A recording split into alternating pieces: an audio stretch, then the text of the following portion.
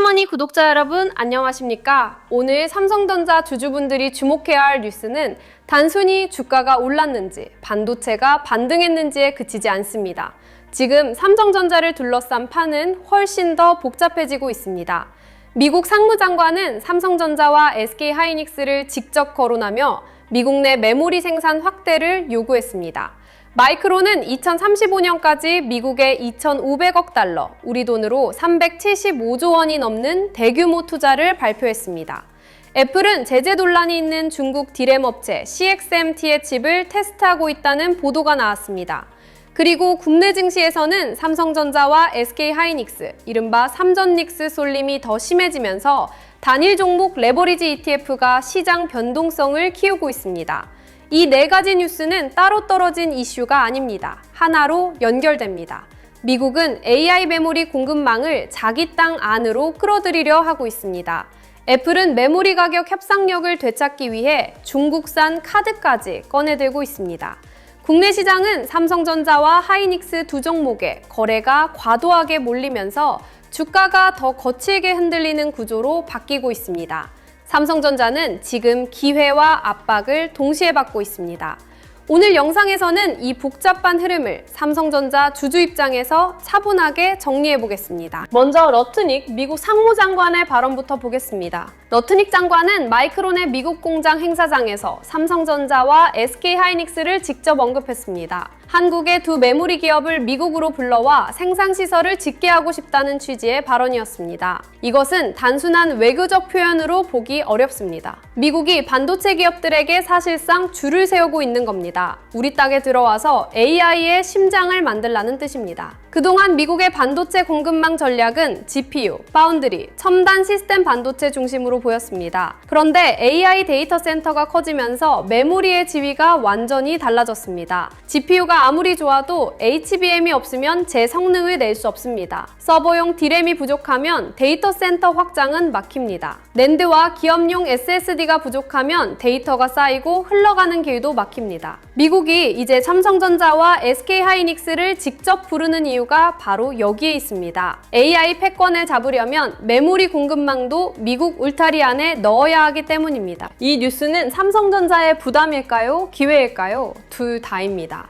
먼저 부담부터 보겠습니다. 미국에 공장을 짓는 것은 돈이 많이 듭니다. 건설비도 높고 인건비도 높고 운영비도 높습니다. 여기에 미국 정부의 정책 방향이 바뀔 때마다 투자 시점과 규모에 대한 압박도 커질 수 있습니다. 삼성전자는 이미 미국 테일러 파운드리 투자, 국내 메모리 투자, HBM 투자, 낸드와 SSD 투자, 그리고 파운드리 부담까지 동시에 안고 있습니다. 여기에 미국이 메모리 생산까지 더 요구한다면 자본 배분은 훨씬 더 어려워집니다.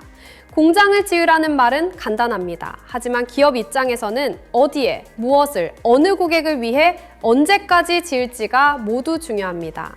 미국의 요구는 초대장처럼 보입니다. 하지만 동시에 청구서이기도 합니다. 미국 AI 생태계 안으로 들어오라는 초대장이면서 막대한 투자비를 내라는 청구서인 셈입니다. 하지만 기회도 분명합니다. 미국이 삼성전자와 SK하이닉스를 직접 거론했다는 것은 한국 메모리 기업이 AI 공급망에서 빠질 수 없는 존재라는 뜻이기도 합니다. 미국이 아무 기업이나 부르는 것이 아닙니다. AI 메모리 공급망에서 반드시 필요한 기업을 부르고 있는 겁니다. 삼성전자 입장에서 중요한 것은 이 압박을 단순한 비용으로 끝내지 않는 것입니다.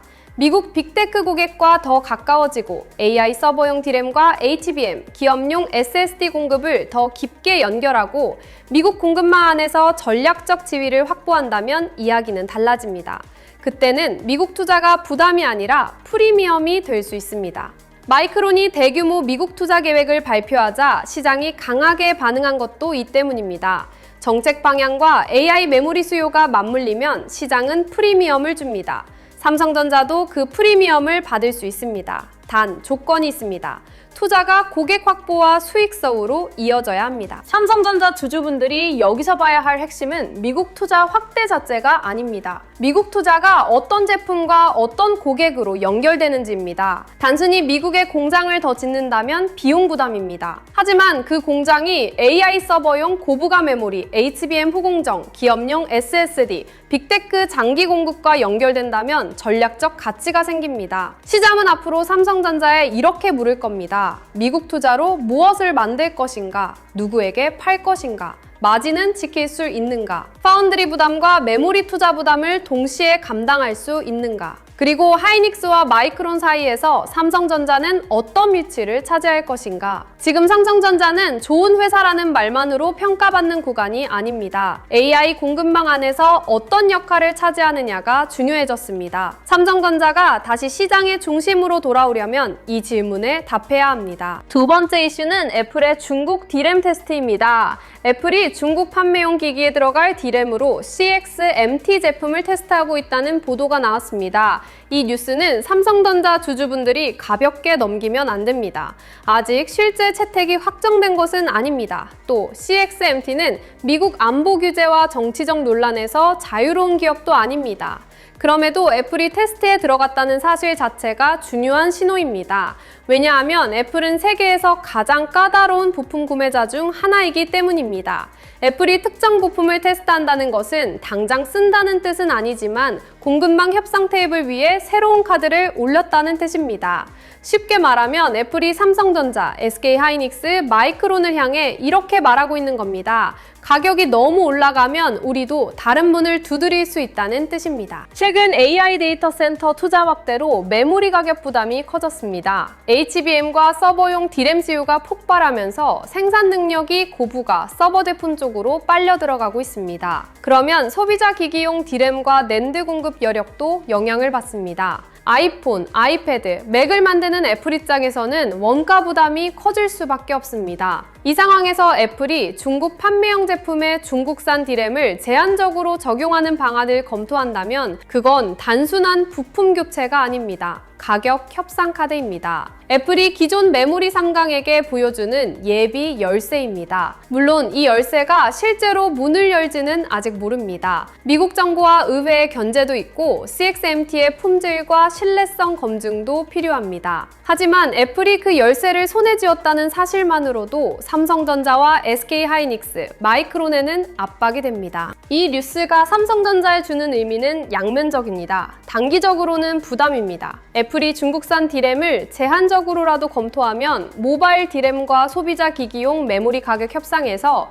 삼성전자와 하이닉스의 우위가 일부 약해질 수 있습니다. 특히 중국 시장용 제품의 한정에 지역 분리형 공급망을 만든다면 애플은 기존 메모리 업체들과의 협상에서 더 많은 선택지를 갖게 됩니다. 하지만 반대로 이 뉴스는 AI 메모리 공급난이 얼마나 심각한지도 보여줍니다. 애플 같은 초대형 고객이 중국 디램 카드까지 검토한다는 것은 메모리 가격과 공급 상황이 그만큼 빡빡하다는 뜻이기도 합니다. AI 서버 수요가 너무 강해서 일반 기기용 메모리까지 영향을 받고 있다는 신호입니다. 그러니까 애플의 CXMT 테스트는 삼성전자의 단순한 악재만은 아닙니다. 가격 협상 압박이라는 악재이면서 AI바의 메모리 수급난을 보여주는 신호이기도 합니다. 이 차이를 구분해야 합니다. 삼성전자 주주분들이 여기서 착각하면 안 되는 부분이 있습니다. 중국 디램 테스트 뉴스가 나왔다고 해서 삼성전자의 메모리 경쟁력이 바로 무너지는 것은 아닙니다. 애플 제품에 들어가는 메모리는 성능, 전력 효율, 수율, 장기 신뢰성 기준이 매우 까다롭습니다. 특히 글로벌 판매 제품 전체에 적용하려면 품질 검증과 공급 안정성이 필요합니다. 중국산 디램이 단기간에 삼성전자와 하이닉스, 마이크론을 완전히 대체한다고 보기는 어렵습니다. 다만 시장은 가능성만으로도 움직입니다. 애플이 네 번째 공급처 후보를 테스트한다는 것만으로도 메모리 가격 협상 구도에는 변화가 생길 수 있습니다. 그래서 이 뉴스는 공포로 볼 뉴스가 아닙니다. 압박 신호로 봐야 합니다. 삼성전자는 앞으로 고부가 메모리에서 더 강한 차별화와 고객 신뢰를 보여줘야 합니다. 단순히 많이 파는 메모리 기업이 아니라 대체하기 어려운 메모리 기업이라는 점을 증명해야 합니다. 여기서 첫 번째로 중요한 시청 포인트를 말씀드리겠습니다. 오늘 장 초반 기관과 외국인이 삼성전자와 하이닉스만 보는 것이 아닙니다.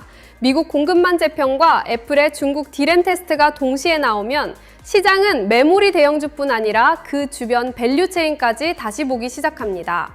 HBM 장비주, 패키징 관련주, 기판주, MLCC, 기업용 SSD, 전력 인프라까지 돈이 조용히 움직일 수 있습니다. 삼성전자만 보면 늦을 수 있습니다. 삼성전자를 둘러싼 돈의 길목을 봐야 합니다. 오늘 장 초반 기관과 외국인이 조용히 쓸어 담은 진짜 수혜주들의 실시간 움직임은 영상 후반부 알림센터 대응법과 함께 마저 공개하겠습니다. 지금 중요한 건 뉴스 제목이 아닙니다. 그 뉴스에 돈이 어디로 움직이는지입니다. 이제 국내 증시의 삼전닉스 쏠림 문제를 봐야 합니다. 최근 국내 증시에서 삼성전자와 SK하이닉스의 영향력은 비정상적으로 커지고 있습니다. 두 종목의 거래대금 비중이 단기간에 크게 늘었고 여기에 단일 종목 레버리지 ETF 거래까지 붙으면서 시장 전체가 삼성전자와 하이닉스에 더 강하게 묶이고 있습니다. 쉽게 말하면 지금 코스피는 삼성전자와 하이닉스라는 두 개의 거대한 엔진에 매달린 배처럼 움직이고 있습니다. 엔진이 앞으로 밀면 지수가 확 올라가고 엔진이 흔들리면 배 전체가 같이 출렁입니다. 문제는 여기에 레버리지 ETF라는 터보 장치가 붙었다는 점입니다. 터보가 붙으면 올라갈 때는 더 빠르게 올라갑니다. 하지만 내려갈 때도 더 거칠게 내려갑니다.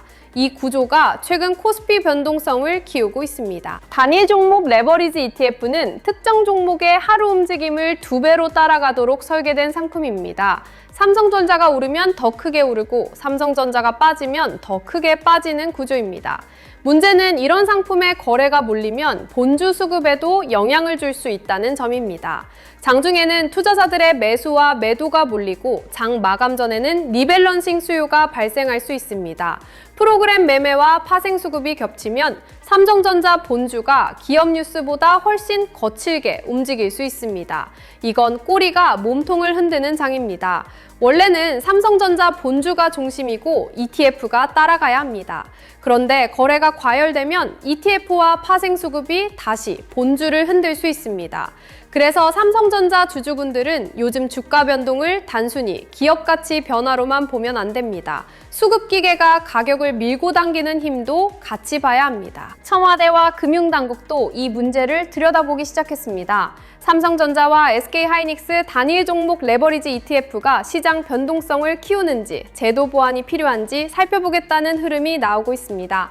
이건 시장에 중요한 의미가 있습니다. 당국이 이 문제를 본다는 것은 삼성전자와 하이닉스의 변동성이 단순한 투자자 심리 문제가 아니라 시장 구조 문제로 커졌다는 뜻입니다.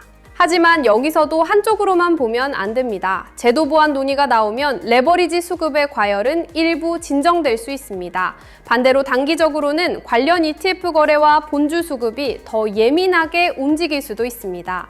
투자자 입장에서는 이걸 알아야 합니다. 앞으로 삼성전자 주가는 실적 뉴스, 미국 공급망 뉴스, 애플 조달 뉴스뿐 아니라 레버리지 ETF 수급과 제도 변화에도 영향을 받을 수 있습니다.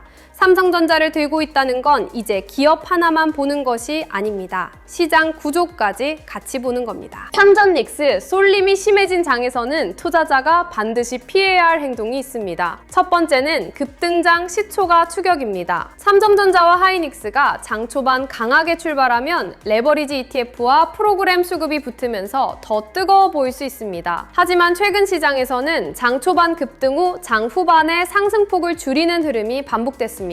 시초가만 보고 따라가면 장중 변동성에 그대로 흔들릴 수 있습니다. 두 번째는 급락장 공포 매도입니다. 레버리지 수급이 꼬이면 주가가 기업 가치보다 더 빠르게 밀릴 수 있습니다. 그때 공포에 던지면 수급이 만든 가격에 팔게 될 수 있습니다. 세 번째는 저 PER만 보고 무리하게 물타기 하는 것입니다. 최근 삼성전자와 하이닉스의 선행 PER이 역사적 저점권이라는 분석도 있지만 이익이 급격히 상향되는 사이클에서는 낮은 PER이 무조건 저평가를 뜻하지 않을 수 있습니다. 시장은 이익의 지속성을 검증하려 합니다. 이 부분이 중요합니다. 삼성전자가 싸 보인다고 해서 무조건 사도 되는 것은 아닙니다. 반대로 변동성이 크다고 해서 무조건 피해야 하는 것도 아닙니다. 지금 시장은 삼성전자에게 두 가지를 동시에 묻고 있습니다. AI 메모리 수요가 계속될 수 있는가? 그리고 지금의 이익 수준이 얼마나 오래 지속될 수 있는가? 여기에 미국 투자 확대 압박, 애플의 공급만 햅상카드, 단일 종목 레버리지 수급까지 붙었습니다. 그러니 지금 필요한 것은 단정이 아닙니다. 대응입니다. 삼성전자를 볼 때는 실적, 수급, 정책, 공급망을 같이 봐야 합니다. 예전처럼 삼성전자가 싸 보이면 사면 된다는 단순한 장이 아닙니다. 시장 구조가 더 복잡해졌습니다. 그래서 투자자는 더 차분해야 합니다. 이제 삼성전자의 전망을 시나리오로 나눠보겠습니다. 가장 좋은 시나리오는 미국 공급망 재편이 삼성전자의 정책 프리미엄으로 작용하는 흐름입니다. 미국이 삼성전자의 메모리 생산 확대를 요구하고 삼성전자가 이를 AI 서버용 고부가 메모리 HBM, 기업용 SSD, 빅테크 장기 공급과 연결한다면 시장은 다르게 볼 수 있습니다. 여기에 애플의 중국 디램 테스트가 실제 대규모 채택으로 이어지지 않고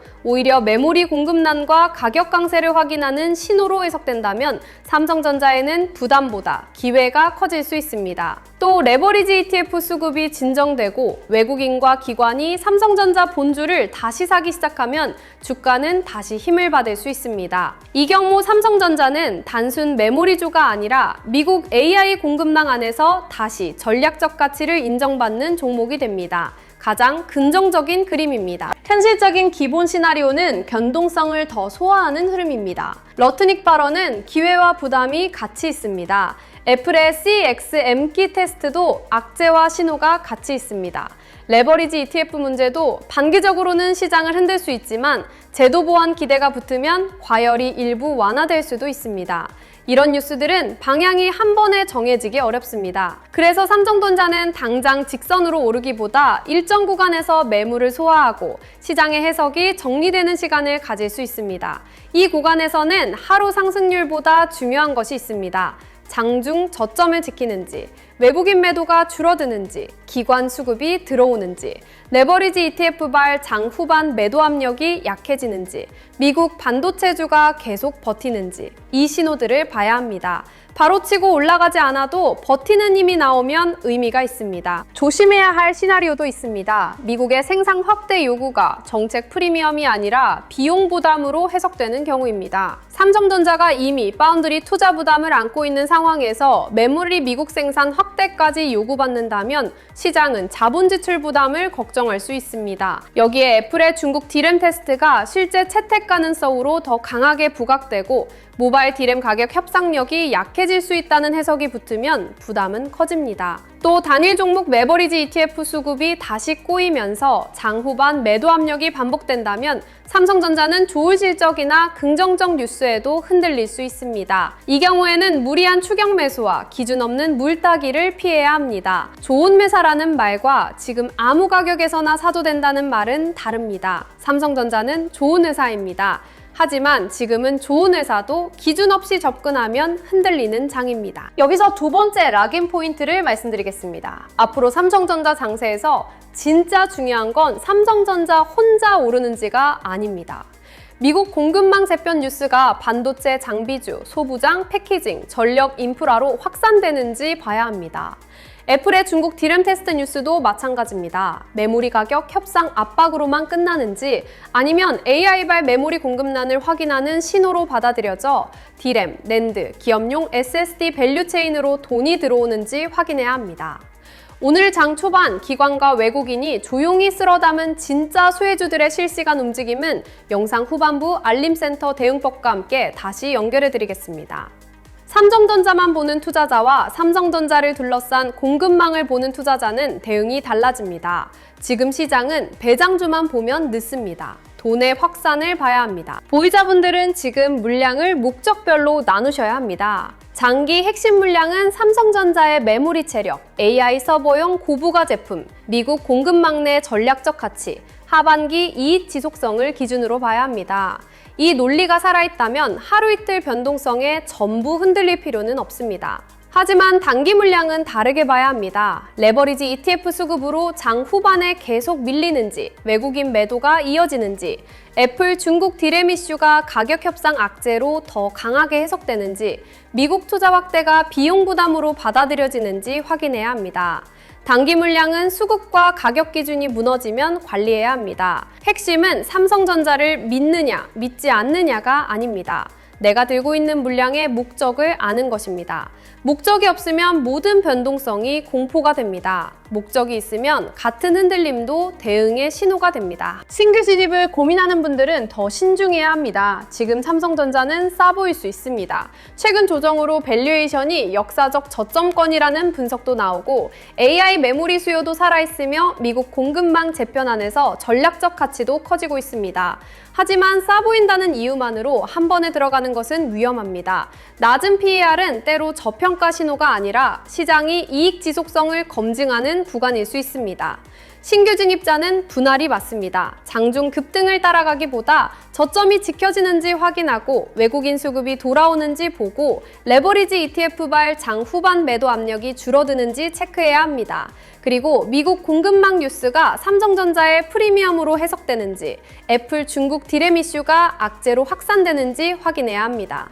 좋은 종목도 진입을 잘못하면 오래 마음고생을 합니다. 지금은 속도보다 기준이 중요합니다. 고점에 물려 계신 분들은 더 냉정해야 합니다. 삼성전자가 좋은 회사라는 사실과 내 계좌가 편안하다는 사실은 다릅니다. 고점 보유자는 지금 두 가지 충동을 동시에 느낄 수 있습니다. 반등하면 줄이고 싶고 더 빠지면 물타기 하고 싶습니다. 하지만 이 두 행동 모두 기준이 없으면 위험합니다. 평단을 낮추고 싶다면 하반기 이익 전망이 유지되는지, 미국 반도체주가 안정되는지, 외국인 수급이 돌아오는지, 레버리지 수급이 진정되는지, 미국 투자 확대가 프리미엄으로 해석되는지 확인해야 합니다. 반대로 일부 줄이고 싶다면 공포 때문인지 아니면 단기 물량의 기준이 깨졌기 때문인지 구분해야 합니다. 손실을 빨리 지우는 것보다 중요한 것은 계좌가 다시 살아날 구조를 만드는 것입니다. 삼성전자는 다시 볼 수 있는 종목입니다. 하지만 조급함으로 접근하면 좋은 종목도 나쁜 매매가 됩니다. 오늘 삼성전자의 핵심을 한 문장으로 정리하면 이렇습니다. 삼성전자는 지금 미국 공급망의 토대장과 애플의 가격 압박,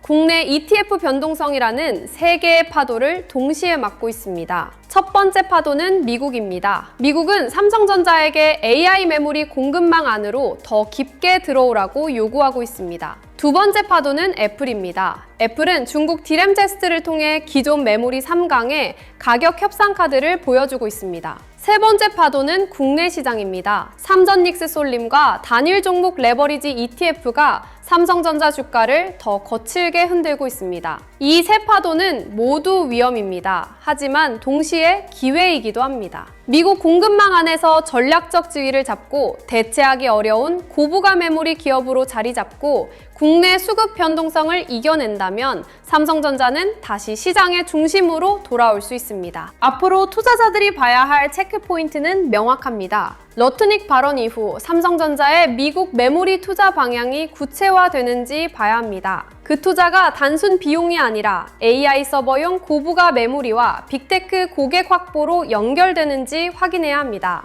애플의 CXM TD램 테스트가 실제 채택으로 이어지는지 아니면 협상 카드 수준에 머무는지도 봐야 합니다. 삼성전자와 SK하이닉스의 거래 대금 쏠림이 완화되는지, 단일 종목 레버리지 ETF의 장 후반 수급 압력이 줄어드는지도 중요합니다. 외국인과 기관이 삼성전자 본주로 다시 들어오는지 확인해야 합니다. 그리고 삼성전자 혼자가 아니라 장비주, 소부장, 패키징, 전력 인프라까지 돈이 확산되는지도 봐야 합니다. 오늘 같은 장에서는 상승률보다 지속성이 중요합니다. 뉴스보다 수급이 중요합니다. 그리고 공포보다 기준이 중요합니다. 주식시장에서 좋은 종목을 몰라서 못 사는 것이 아니라 언제 시장이 다시 보기 시작하는지 신호를 놓쳐 늦는 경우가 많습니다. 삼성전자는 특히 그렇습니다. 러트닉 발언, 미국 메모리 공장 압박, 애플의 중국 D램 테스트, 마이크론 투자 확대, 삼전닉스 쏠림, 단일 종목 레버리지 ETF 변동성, 외국인 수급이 하루 안에 뒤섞입니다. 바쁜 본업 속에서 이 모든 흐름을 혼자 실시간으로 따라가기는 쉽지 않습니다.